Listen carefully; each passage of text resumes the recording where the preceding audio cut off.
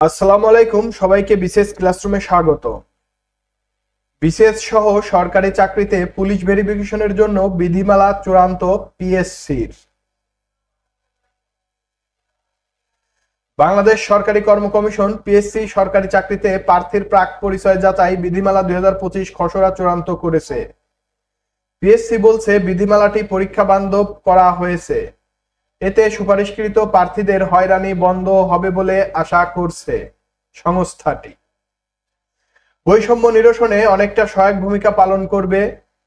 পিএসসির এক বৈঠকে এই বিধিমালা সহ আরো কয়েকটি সিদ্ধান্ত হয়েছে।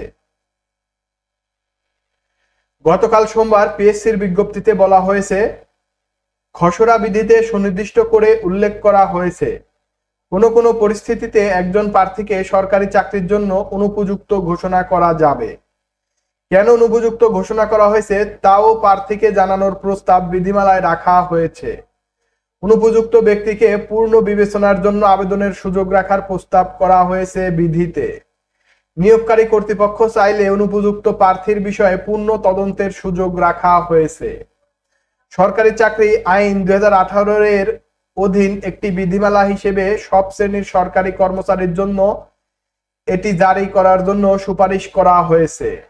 বিধিমালাটি জারি করার জন্য জনপ্রশাসন মন্ত্রণালয়ে পাঠানো হবে এবং জনপ্রশাসন মন্ত্রণালয় সার্বিক বিবেচনা করবে।